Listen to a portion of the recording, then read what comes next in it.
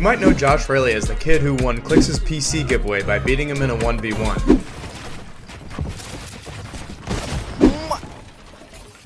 But ever since then, he's made a real name for himself and is one of the most exciting up-and-coming players on NA Central. What's even more crazy about this is that he's doing all of this on 35 ping or higher from Canada. So how exactly is he doing it?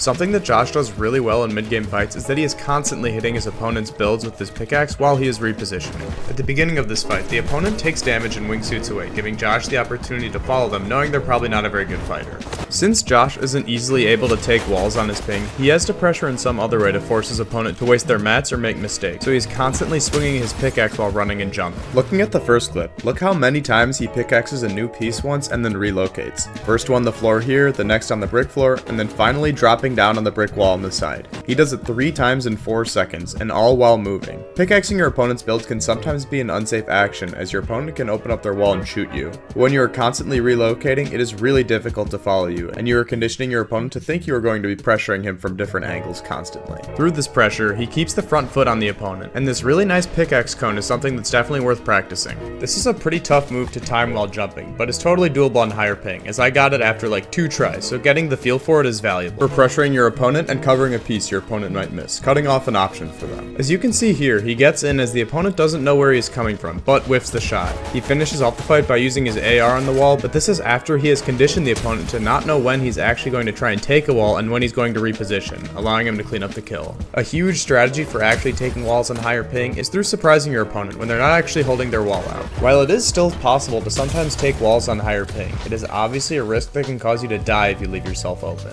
One thing that Josh doesn't do is that he doesn't overcommit to try and take a wall. In this fight, the opponent tags Josh for 50 after a nice double edit, and Josh begins pressuring the wall from a distance. He knows he won't for sure get the wall, so he set up a peek where if the opponent holds the wall, he won't be in trouble from an edit or counter shot. He doesn't take the wall, and the opponent drops down from the pressure, where he panics and makes a mistake of not placing a floor above him, allowing Josh to pump him.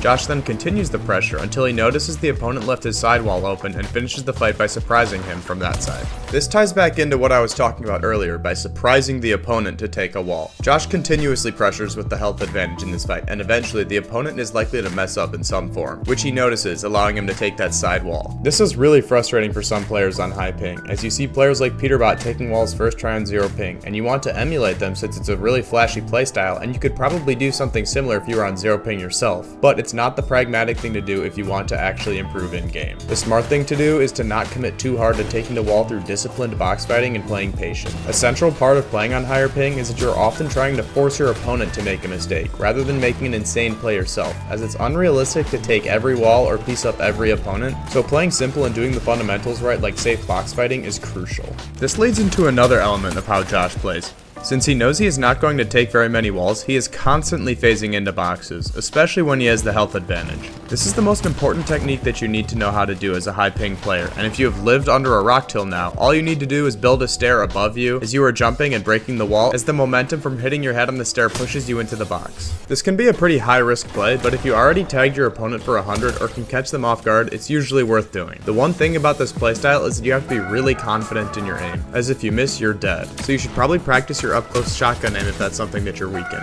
Every single pro who started on high ping and moved to 0 ping is good at phasing through walls, so this is something you need to start doing more. Another reason that Josh is able to fight so aggressively on high ping is his use of shotguns.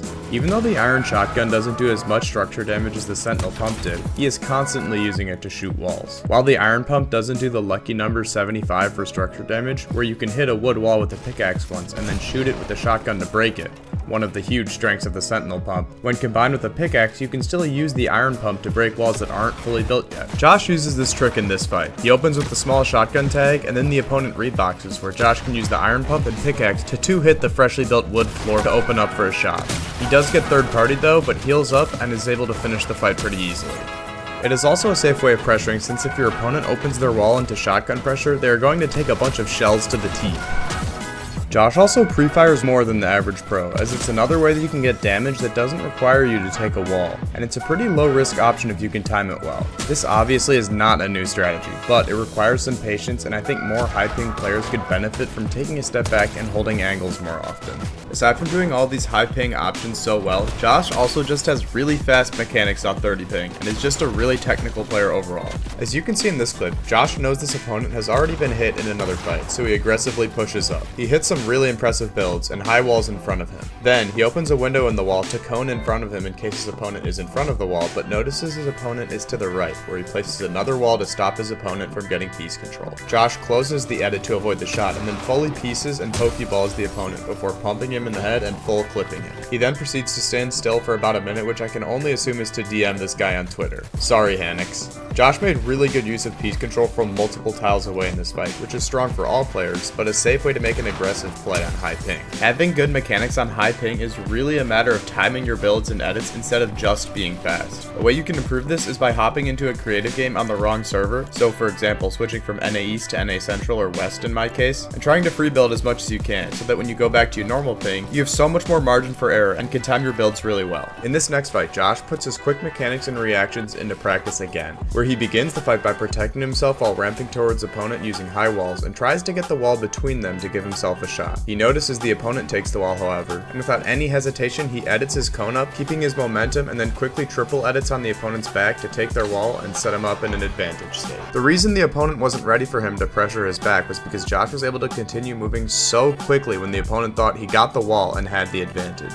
This is a huge factor as to why Josh is such a strong fighter on high ping. He is constantly moving and looking for different angles and openings on the opponent. Another trait that I think is valuable about how Josh plays, especially for high ping players, is that he doesn't let his ego get in the way of him not dying and plays patient when the situation calls for it. The first example of this is that Josh often lurks to gain advantages in fights, even when he is probably better than his opponent. In this example, he is in the endgame, and while he has good mats here, he'll have game-winning loot if he gets an easy refresh. He lurks for 20 whole seconds, knowing that his opponent has no idea where he is, and then the second his opponent needs to rotate, Josh easily pieces him up for a quick refresh where Josh now has capped mats. Another example of this is how he is willing to disengage from opponents that he is better than if the situation calls for it. In this fight, he tags his opponent for 75 to open up the fight and gets him down to 75 HP. However, the opponent keeps boxing up and the fight is likely going to drag on in Storm, so Josh just leaves and goes to a vending machine to heal up and uses extra gold. Most players who are trying to drop high kill games will just continue to fight this opponent in Storm, which would grief their own game, but Josh has the wherewithal to disengage when a fight like this is just going to drag out and goes and resets instead. This game ends up being an 18 kill win in the Solo Victory Cup, and the other game from this video was a 22 kill win game. A lot of players think they need to play really aggressive and clip everybody with no regard for their lives to get high kill games, but you can still get a lot of kills by outsmarting your opponents and playing patient, and I think decision making is currently the biggest skill gap in Fortnite. Overall, Josh is able to play so effectively on high ping because he is constantly trying to force out mistakes from his opponent through pickaxing, shooting, pre-firing, and relocating from safe distances, and phasing in to end fights. He plays smart and doesn't overcommit or play too pridefully, which helps him win fights. I expect him and Iamzo to be a real contender for FNCS on NA Central this year when he moves to Dallas, and if you are interested in the most exciting FNCS championship of all time on NA from last year, click the video on the screen.